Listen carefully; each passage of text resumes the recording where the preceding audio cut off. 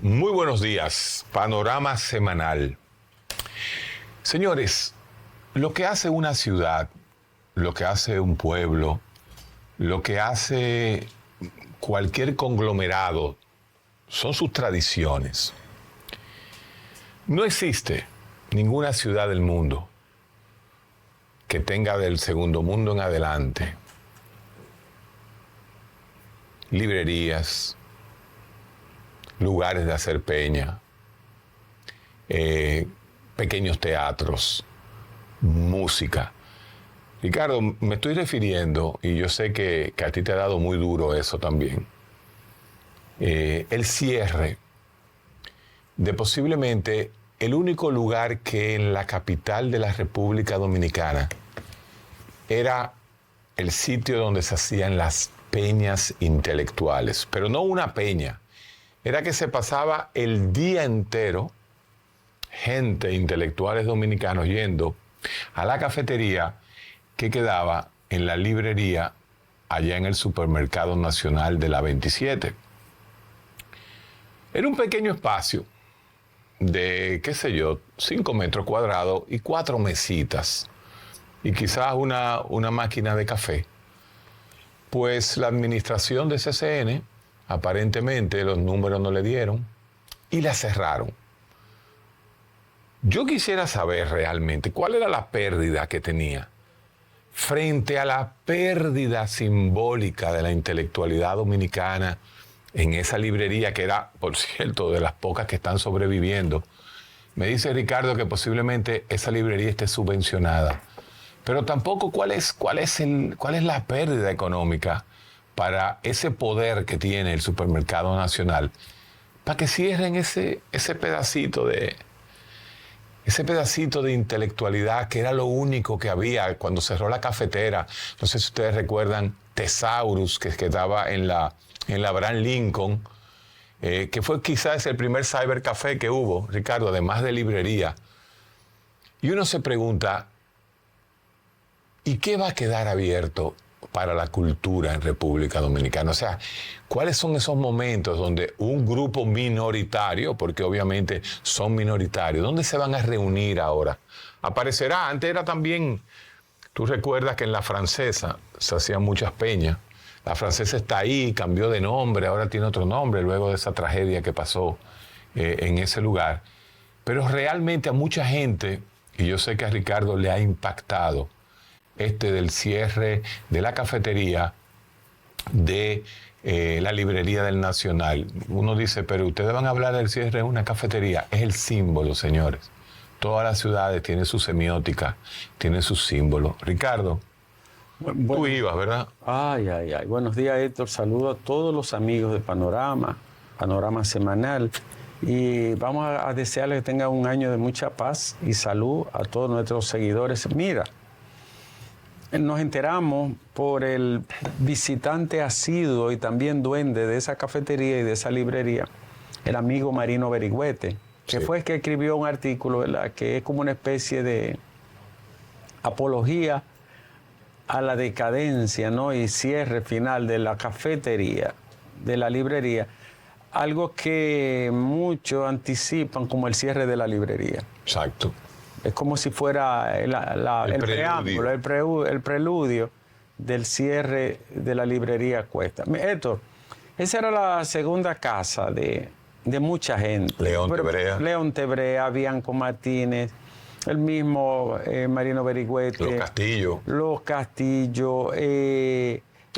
Nuestro médico Gustavo Rojas. Pared Pérez, que era ministro de Defensa. Su hermano. Ah, ok. El que es cinéfilo y crítico de cine. Okay. ¿Cómo se llama él? Dios mío, no me perdonará. Pero como él y un grupo, Víctor Ramírez. Tú ibas a cualquier hora y había un grupo. Eran como por hora que iban. Por hora, pero diario. Sí. No estamos hablando de algo que pasaba. Y no se hablaba mucho de política, ¿no? Muy pocas veces, ¿no? Sí.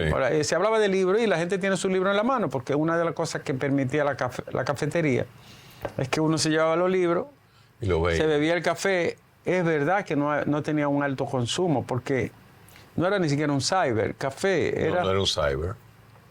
Era una cafetería pequeña. Ahí, exacto, que permitía sentarse ahí. Si a León Tebrea lo hubiesen grabado durante 10 años, eso fuera una cátedra tipo Sócrates. Bueno, yo me senté tantas veces a escucharlo y a compartir con él. Muchos amigos, profesores de las diferentes universidades, médicos, abogados, estudiantes, gente que estaba elaborando tesis, reuniones para poetas. Sí. Hay una amiga que se llama Coralis Ramírez, que sé que lo va a sentir mucho. ¿Cómo uno puede interpretar el cierre de la cafetería? Es como el último rincón de la ciudad que permitía una peña no programada y otras programadas, porque era una peña constante. Mira, entre las bocinas de Faride, que yo no me imaginaba que una medida lógica, real, o sea, señores, la bulla es una de las causas número 1 de enfermedad mental. Y hay que estar en un barrio para las 12 de la noche. En los barrios no hay mucho concreto, ni son torres que se viven, no es en torres que se viven los barrios. Cuando tú tienes un colmadón a las 12 con una bocina y tú a 3 casas con 2 niños chiquitos y la abuela enferma, lo que es el ruido a esa hora. Sin embargo, se fusiló mediáticamente de nuevo a Faride. Y yo lo comparo como ya el non plus ultra de la degradación sociocultural de la República Dominicana. O sea, este tercermundismo en que nosotros vivimos, tuvo que venir un filósofo portugués que no se ha traducido ni siquiera su libro al español, de Sousa, a hablar del medioevo cultural del mundo. Yo dije aquí hace como 10 años, Ricardo, ¿tú te acuerdas? Es que el dominicano era un ciudadano de la Edad Media feudal con un iPhone 15. En esa época quizás fue un iPhone 12, como este. Tú dijiste que era un tipo medieval. Un medieval. Con un celular inteligente. Con un celular inteligente. Y entonces este señor ha sacado un libro que se llama eso mismo, El Tecnofeudalismo. Boaventura de Sousa Santo. Ese mismo. Y ese libro lo plantea todo. Yo lo estuve viendo en audiolibro, porque ya hay una traducción en el audiolibro, y estuve escuchando lo que es el mundo. Pero es que, Ricardo, hasta en Bolivia, en Honduras, hay una pequeña cafetería, hay una pequeña librería, donde hay una élite intelectual que va a hablar, que va a comentar. Y eso se está perdiendo. Para mí, un joven de estos nuevos que vinieron de los Estados Unidos, que estudiaron en un colegio bilingüe, familia de los dueños, dijo que no era eficiente y los números son los que hablan, y entonces la cerraron.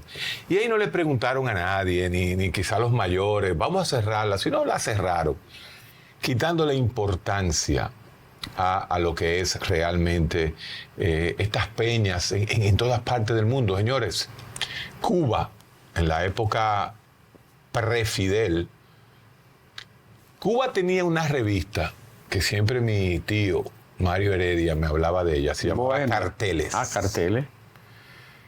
Señores, a principios del siglo XX, Cuba hacía suero. Cuba era la que hacía todas las soluciones salinas para el resto de América Latina. Y tenía una revista a nivel de Estados Unidos, a nivel del journal, del JAMA, que es el Journal de la American Medical Association. Y realmente es una pérdida. Y es sintomática. Es una sintomatología. El único metro que no tiene un diario para leer en el metro es República Dominicana.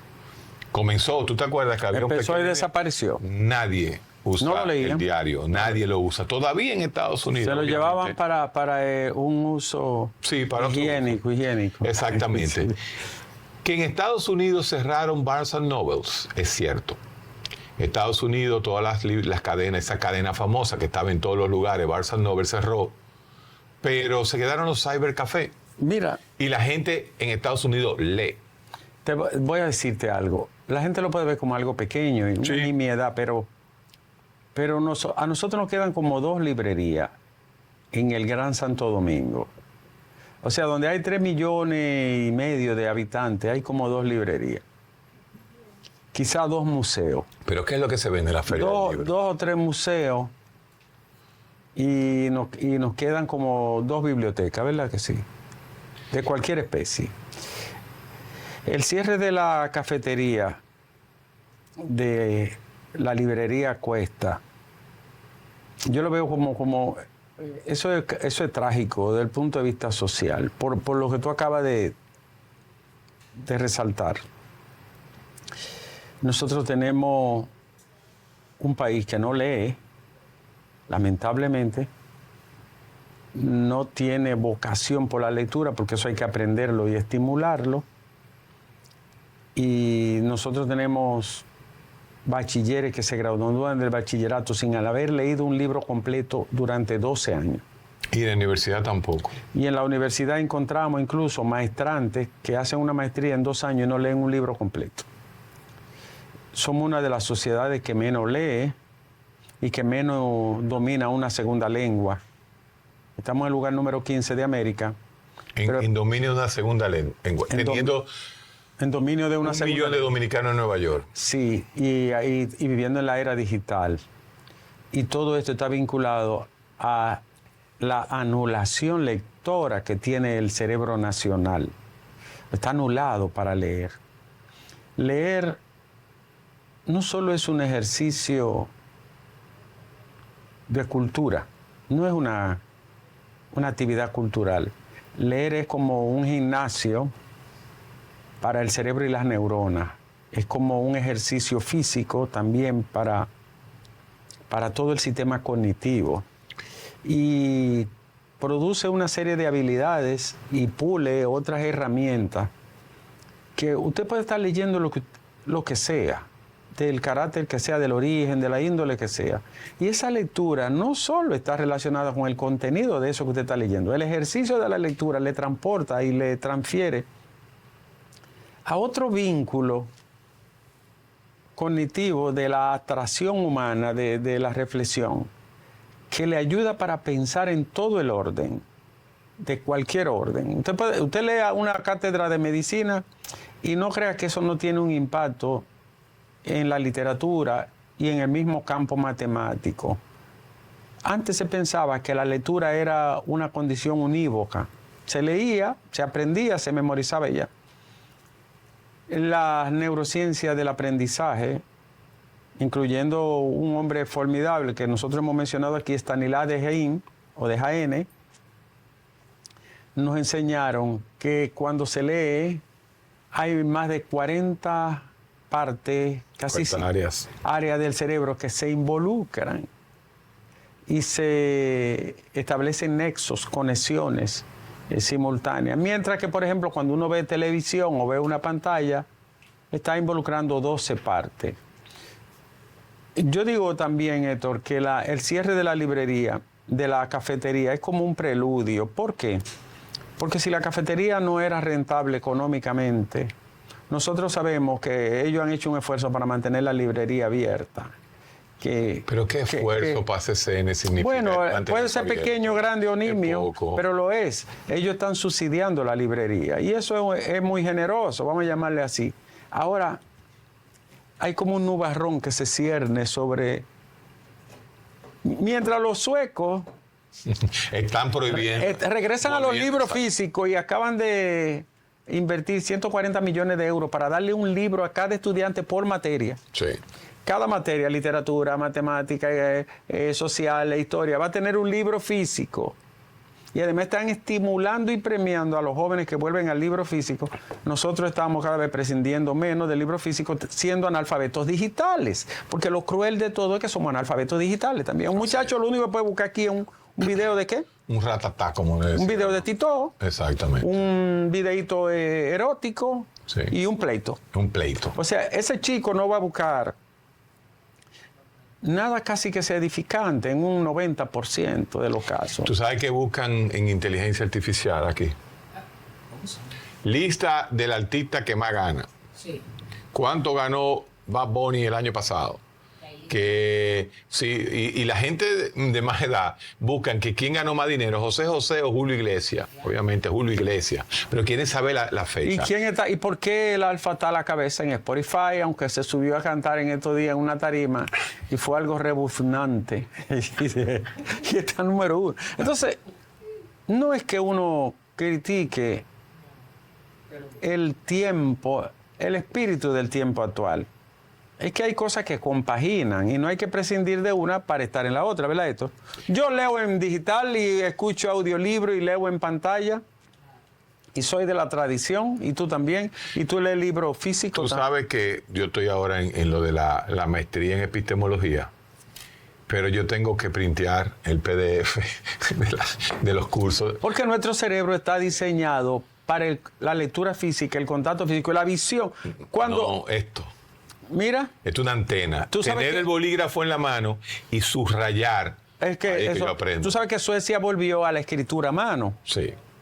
¿Por qué? Porque había una dependencia tan grande de los dispositivos electrónicos que los niños volaban todos los signos de puntuación, cometían errores garrafales escribiendo. Y de la misma manera en que tú manejas el lenguaje mal, el cerebro se maneja mal. Bueno, yo hago un Twitter cada una vez a la semana. Yo no hago mucho Twitter, pero yo no pongo acentuación ni nada por el telefonito. Después de esta pausa, vamos a analizar en profundidad lo que acabamos de decir, porque en realidad la sociedad está leyendo más que nunca.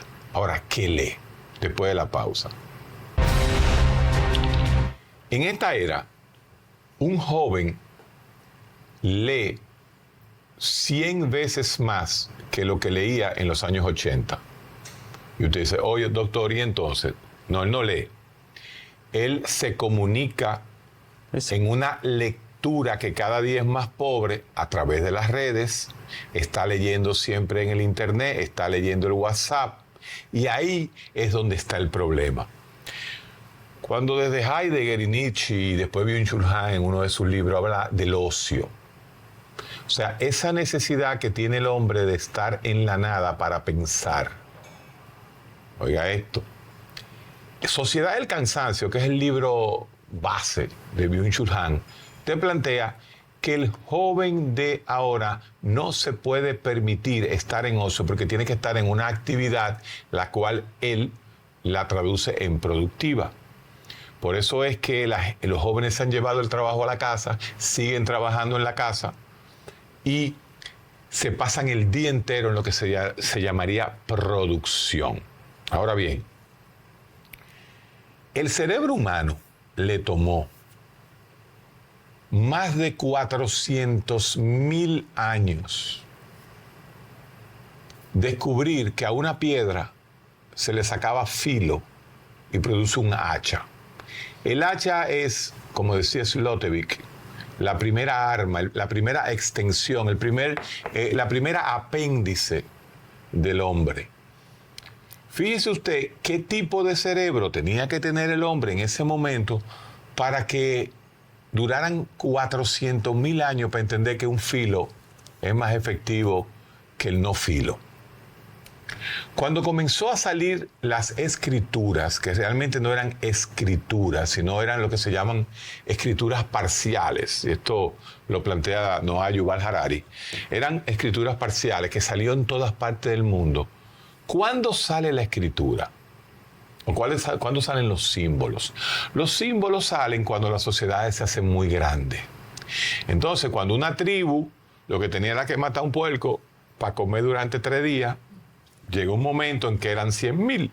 Entonces, para tú administrar lo que hay que cazar, lo que hay que comer, lo que hay que cobrarle a los esclavos, a los no esclavos, comenzaron a salir las medias escrituras. Había una de las escrituras más sofisticadas, Ricardo, que era la Inca. Sí. Eran a través de nudos y cuerdas.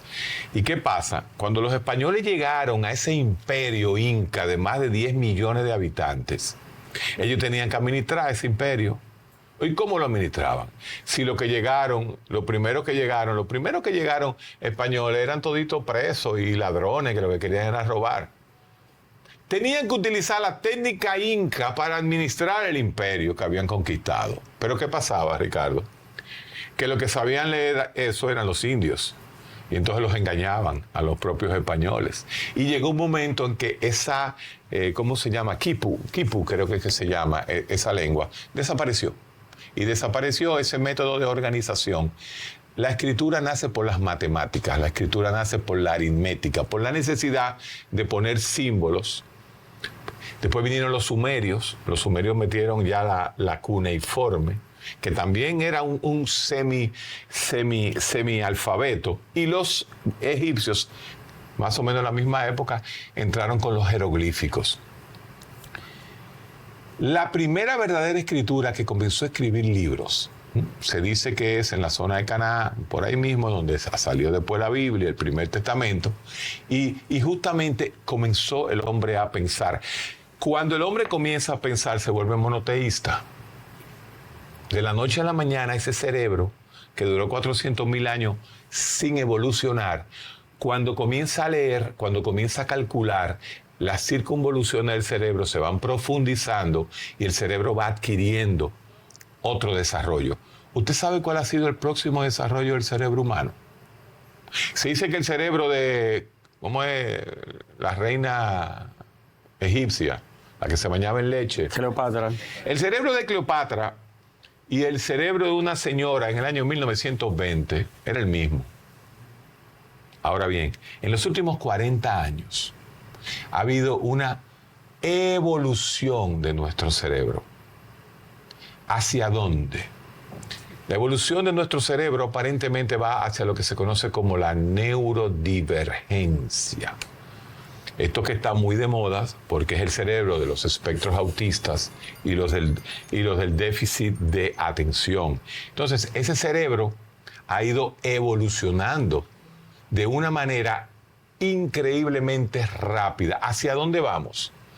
A que nuestro cerebro lo que tiene que interpretar ahora son sistemas, algoritmos, números. ¿Y qué no tiene que interpretar el cerebro, Ricardo? Sentimientos, relaciones humanas, relaciones interpersonales. Y eso es lo que es el espectro autista. El espectro autista de extendido, como se llama, el Asperger que se le decía antes, es un cerebro diseñado para matemática, para algoritmo, para números, pero no tiene interacción social. Pues justamente cuando se cierra la única librería con cafetería para que el cerebro pensara, estamos haciendo una evolución hacia una involución social, que es lo que yo quiero traducir como pasar del cerebro único individual al cerebro social. Esta involución de que todo tenemos que leerlo por un meme. Señores, en los chats, Ricardo, y te paso a ti, en los chats, cuando tú mandas un pequeño artículo, el artículo de Ricardo Nieves, yo se lo paso a 3 chats, y la mayoría de la gente, ¿sabes lo que me dice? Hazme un resumen. Si te estoy hablando de un chat de médicos, un chat de profesionales. Hazme un resumen. 2 cuartillas. 2 cuartillas. Yo a Ricardo le he pedido, ¿te acuerdas? Te he dicho, quítale una para que te entiendan directamente. Por cierto, hiciste un tremendo artículo sobre el colega. Voy a escribir de algunos dominicanos que son destacados así. Algunos que son auténticos influencers, pero son callados. Varios médicos hay. Mira, tú empezaste tomando a Heidegger. Heidegger le dice que el cerebro es a la mano. Para Heidegger, de una manera algo simbólica, ¿no? La mano que agarra esta taza no es esa mano, la mano está aquí. Yeah. La mano está en el cerebro. Ustedes lo sabían, ¿verdad? Este que dice, agárrala, baja la mano, dale hacia adelante, tómala por la asa y llévatela a la boca. Entonces Martin Heidegger, es un fenómeno. Él dice, Third hand, a la mano. Y escribir es lo mismo, Héctor. Von schreiben Hand. O von Hand schreiber, escribir a mano. Cuando está uno escribiendo a mano, es el cerebro que está escribiendo. La mano solo ejecuta la acción técnica del mandato neurolingüístico de escribir. Vamos a decirlo en palabras sencillas. Es tan sofisticado lo que tú estás planteando, que te voy a contar una historia de mi madre. ¿Tú sabes cuántos segundos se lleva ver una letra? Microsegundos. 69 millonésimas de segundo. Si yo veo una P, A, B, C, A, R, rap, el cerebro procesa eso tan rápido, de una manera tan esplendente, es un fulgurazo tan grande. Fue a esto. Ahora, fíjate cuando tengo que combinar otra palabra. P-A, pa. Y si tengo que combinar una frase entera, pa, una palabra entera, papá, el cerebro necesita microfracciones de segundo para agarrar la P, decodificarla, pegarle la A, pegarle la otra P y pegarle la otra A. En definitiva, lo que tú señalaste, que lo hiciste un resumen excelente,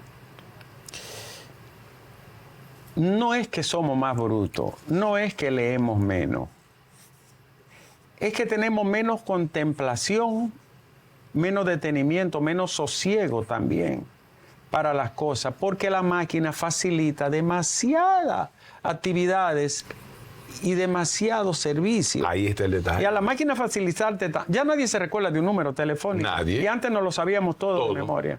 Yo me sabía todos los números de mis amigos. Los amiguitos del colegio. De la casa. Yo me sabía los números residenciales de todos mis amigos, mis vecinos, mi familia en Bonao. Yo no me sé un solo número residencial, ni el de mi casa. Mira, es tan trágico que ya tú tienes que ponerle referencia a los nombres porque hasta los nombres se te están olvidando. Ahora, Ricardo, el teléfono de Ricardo, pero ¿de qué es Ricardo que yo estoy hablando aquí? Ricardo Nieve, me salió el otro. Oye, este detalle del idioma español. Lo mismo sucede quizá en el inglés, pero más en el castellano.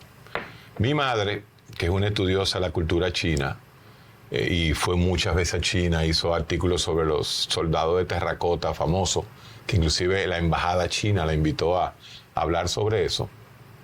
Le decía a un chino, que era el traductor en español del tour, oye esto, Ricardo, le decía, señora, es que el español es muy difícil, el español es imposible de escribir. Y dice mi mamá, pero usted se está volviendo loco, ¿usted cree que es más difícil que el chino? Y le dice el chino, claro que sí, señora. En chino, una figura implica un significado. Pero usted se imagina hablar español cuando una misma vocal parece diferente. Me explico. Miren. Ya verla. Ale el close-up. Míralo ahí.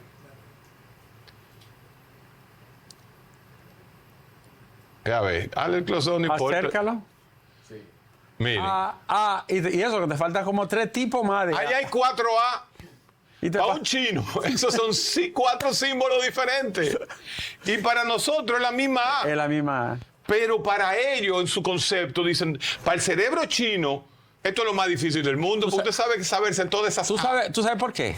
Porque el lenguaje de ellos, si lo comparáramos con el de nosotros tiene ¿cuántas letras el alfabeto? 28. El de ellos tuviese más de 800, porque ellos lo que tienen es un sistema de ideograma. Por ejemplo, la palabra taza, lo que quiere decir en chino diría objeto que se usa para contener.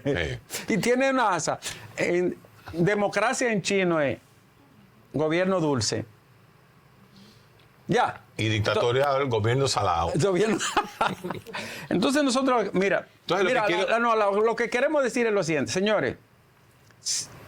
Lo dijo Kant, el gran Immanuel Kant, el genio de Kant. Kant fue, en un momento, Kant fue todos los tiempos, toda la filosofía, todos los pensamientos. Es que Kant hizo Foniuno. Kant juntó todo. El empirismo con el racionalismo. Y se juntó todo. Y ahora, Kant decía, que lo que diferencia a una persona de cualquier otro animal no es la ropa que uno se pone, es el contenido de la palabra que tenga en su cerebro. Mire, señores, lo que estamos diciendo es que si usted enseña a su niño y a su niña y a su joven a leer a temprana edad, usted tiene una posibilidad grande, amplísima, de que sea una persona diferente, culturalmente distinta, cognitivamente superior, cognitivamente, y que tenga unas habilidades y unas herramientas mentales muy, pero muy por encima del promedio general, sin tener que ser genio ni superdotado. Si usted le pone a un niño a leer los primeros años, hasta los 7 años, ese niño va a dominar una lengua, una segunda lengua, una tercera lengua con suma facilidad, porque el cerebro humano está diseñado en ese inicio de los 3 a los 9 años para captarlo todo, guardar lo más necesario y también para podar lo que menos necesita, que es otra de las cualidades que tiene el cerebro. A nosotros nos enseñaron a leer después de viejo, después de graduado, esto. Si nos dicen desde muchachito lo importante que es esto. Por eso nuestros hijos nos superan a nosotros, porque nosotros entendimos el tema y se lo dijimos a ellos. Si tú estudias con los pensos de ahora, señores, el trabajo que me dio a mí entender despejar una X en octavo, ya los niños lo hacen en quinto. En Suecia y en China lo hacen en quinto de primaria. No, en Singapur. En Singapur. Un niño de Singapur le lleva a un dominicano 12 años. 12 años. Un niño de Singapur le lleva en matemática a un dominicano de la misma edad, 12 años. Y uno de China le lleva más de 8 años a un dominicano. Y si leyéramos, entonces el chino tendría razón. Entonces la gente Nosotros tenemos que ser más inteligentes para entender esos cinco símbolos. Entonces oye los derechos que está exigiendo un grupo de gente que tú le atribuyes, que piensa que hay que dejar que se venda romo hasta el otro día. Y la bocina prendía. Y que hay que prender bocina porque eso es un derecho a gozar. A gozar. Señores, por Dios, todo el mundo tiene límites. Todo el mundo pone reglas. Todo el mundo tiene... Entonces imagina que en Estados Unidos tú dices que voy a amanecer bebiendo con una bocina prendida. O en Costa Rica, en Uruguay, en Argentina, en Colombia. Eso solo se da... Es imposible. En España. Eso solo se da en Barranquilla, Colombia, aquí... en lugares de Puerto Rico donde la comunidad dominicana existe y se da en el Alto Eso Manhattan. no existe, no importa que caiga mal, pero la razón es la razón. Y usted no puede permitir ese desbarre porque usted sabe que eso tiene consecuencias muy negativas y nefastas. En España se redujo el número de accidentes a la mitad cuando se puso regla de horario a la bebida, porque era un desastre. Colombia, Argentina, Estados Unidos, hay estados en Estados Unidos que tienen casi 0 accidentes, porque hay un control del carajo. Porque el romo, vamos a hablar del romo en el próximo segmento. Vamos a introducir el romo de la siguiente manera. Lo que hace el romo en el cerebro, para que usted sepa. Ustedes no se dan cuenta, porque tenemos un microchip. La gente no sabe lo que el romo hace en el cerebro. En Colorado y en 26 estados de Estados Unidos, el estado prefiere, para evitar los accidentes, que tú fumes marihuana y que no bebas. Los muchachos de los 17 años en la fiesta lo que están es fumando hierba. ¿Usted sabe cuándo pueden beber en Estados Unidos? A los 21. El alcohol. Wow, nos metimos en un tema mío. Después de esta pausa. Después de la pausa, ¿no? Una de las características que me tiene a mí en los últimos 22 años, en vez de estar dando clases y nada más hablando y teorizando de psiquiatría, bueno, aunque mi título lo están averiguando, Ricardo. Mi título lo están averiguando porque sí, no, estoy famoso yo. Luis Abinader, Farid y yo estamos famosos en las redes ahora. Es ser irreverente. O sea, yo aprendí, lo único que yo aprendí del comunismo de mi papá fue ser irreverente frente a esta sociedad. Cuando yo me dirijo a ustedes, un público de más de 40 años, un público muy maduro, aunque tenemos jóvenes que nos ven, y meto el chip de que la marihuana es menos dañina que el alcohol, es para romper unos esquemas que están enraizados en la cultura de ustedes. Porque ya los muchachos están muy claros, y los jovencitos de los 14, 13 años están muy claros. Y por eso es que con todo y todo, el alcohol ha ido disminuyendo. Y justamente en Colorado se demostró que los accidentes de tránsito fatales disminuyeron después que se legalizó el uso de la cannabis. Señores, el alcohol no produce placer. El alcohol no produce euforia. Y me estoy adelantando a lo que Ricardo quiere decir. El alcohol es un depresor. Ricardo, es un depresor. Y tú dices, ¿y por qué hay gente que se pone contenta?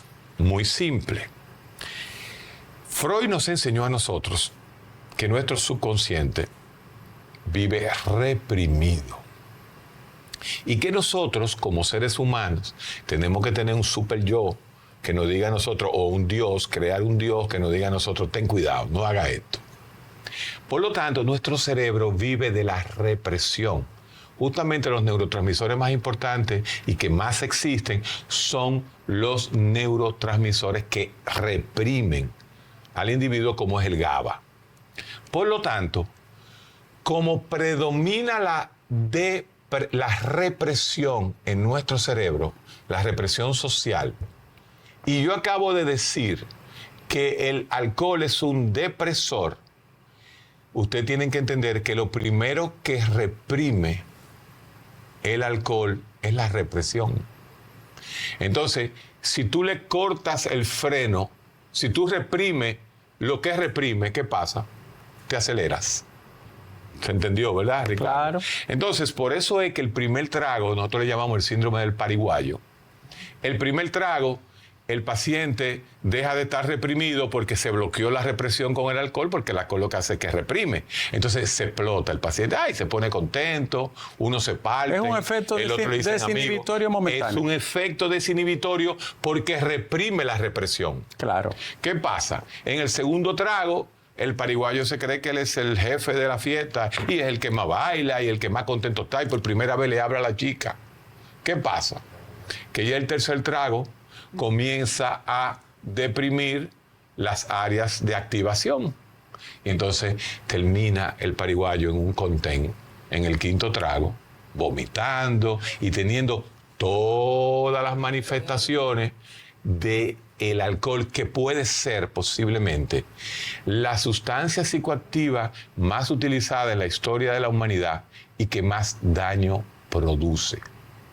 O sea, el alcohol, para poder dar el efecto en el cerebro, te paga un peaje. ¿Dónde paga el peaje el alcohol? En el hígado.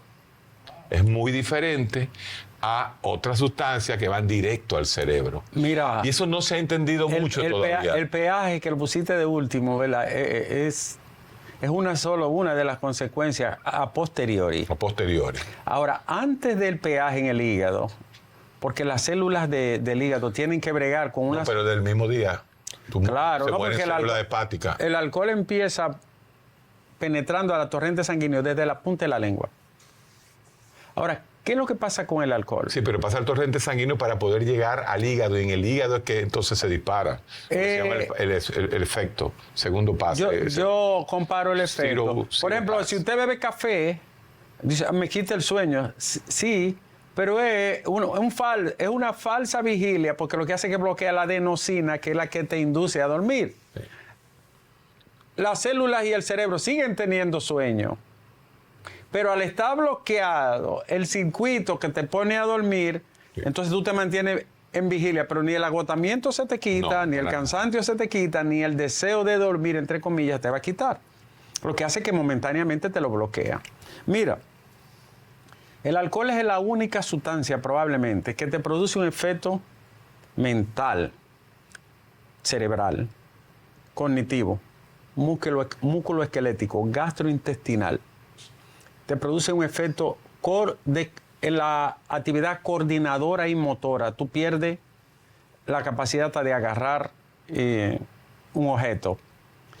Te bloquea la memoria. Te deshidrata. Te produce deshidratación hipoglicemia intracelular. Te quema y te tira el azúcar al piso. Y aparte de eso, te pone soñoliento, aunque tú no te estés dando cuenta. Te embota y te bloquea la capacidad reflexiva. Todo eso te lo hace a la vez. ¿Por qué se tolera el alcohol entonces, si es una sustancia que tiene un efecto tan impactante? Porque paga impuestos.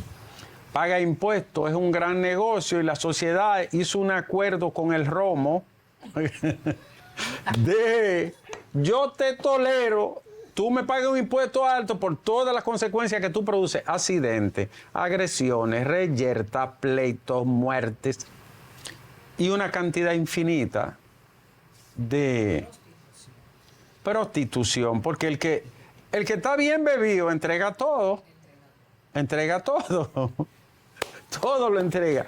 Entonces nosotros queremos decirle, cuando se toman medidas para controlar, no prohibir en nombre de Dios. Nadie está prohibiendo. Pero cuando se toman medidas para regular y controlar eso, es porque el ser pensante, hace tiempo, antes de Freud, que llegó a la conclusión de que esta vaina suelta y sin brida es un fenómeno que produce desgracia al vapor y en cantidades interminables. Entonces, señora, aquí más del 60% de los accidentes de tránsito fatales está el alcohol metido. En los de automóviles, 75%. En automóviles, 75%. Aquí hubo 32 personas que fallecieron en la fiesta, en la festividad de navideña, semana de inicio de año y Año Nuevo y Nochebuena. De los 42, 32 eran motoristas. ¿Tú sabes lo que dice la Sociedad de Ortopedia? Ay, señores, regulen eso. Porque miren, eso es piernas rotas, piernas que se fueron, ojos que se fueron, brazos que se perdieron, columnas rotas, lesiones permanentes. Un día en cuidado intensivo vale 50 y 60 mil pesos, pagados por los dominicanos, muchos de los cuales no beben. Exacto. Y tienen que pagarle a un tigre que va en un motor, en un ratata de eso, en un teteo de eso, tiene que pagarle todos los días 60 mil pesos. El país gasta, oigan esto finalmente, 3.200 millones de dólares en accidentes de tránsito, esto. Y tienen que pagarlo los dominicanos que trabajan y pagan impuestos, generalmente a los que beben descontroladamente, porque usted puede tomar con control. Yo me doy mi traguito, por suerte, yo me ajumo con el primer trago. De una vez. ¿Y qué tú bebes, Ricardo? ¿Vino? Me gusta la tequila. Eso es lo que yo bebo. Me gusta la tequila. Ey, eso es para hombres. Me gusta yo no soy un hombrazo, pero me gusta la tequila con agua. Ahora, yo con un show estoy cantando estoy cantando la lotería a la forma antigua. ¿Tú te acuerdas de la forma antigua? 15.260, 60 pesos. ¿Cómo tú te desinhibes cuando te bebes un show de tequila? ¿Te pones a cantar? No, Juana me hace así. Juana me hace así. Y ya. Ya, deja la ridiculez. Y entonces yo me recojo. Te pones ridículo. Porque todavía estoy sobrio. Y el paso de sobrio a ebrio. El paraguayo, como te digo. Es medio trago. Con dos tragos. Señores, el alcohol desinhibe, como dijo el maestro, graduado en Yale. No, todavía. Manola está averiguando si yo soy de Yale. Y que está haciendo una maestría en epistemología. La última vez que yo leí epistemología me desmayé. Y hubo que despertarme. Entonces, oigan esto. El alcohol desinhibe los primeros 4 tragos promedio. Eso equivale como a 6 onzas, ¿verdad? Los primeros 4 tragos te ponen feliz. Pero después de ahí es una cascada, miren. Caída que ya lo que te queda. ¿Por qué habla la gente? Porque se le arrastra todo el sistema del habla. Se lo bloquea la zona de Wernicke. ¿Cuál es la otra? Korsakoff, donde produce el lenguaje hablado, te lo bloquea. No, Wernicke y Korsakoff son las patologías que produce el alcohol. Wernicke y broma. Sí. Te bloquea y por eso tú hablas disparate. ¿Por qué? Entonces hay que regularlo. ¿Por qué los que defienden el desorden y el caos no mandan a sus hijos, ni a su abuelita, ni a sus sobrinos para allá? Porque saben que es delicado y riesgoso. Porque además de eso, usted le suma entonces el factor ignorancia. Y eso es una bomba de tiempo. Señores, nos fuimos. Nos vemos el próximo domingo con Domingo Dios mediante. Y no resacados. No, pero por Dios, no.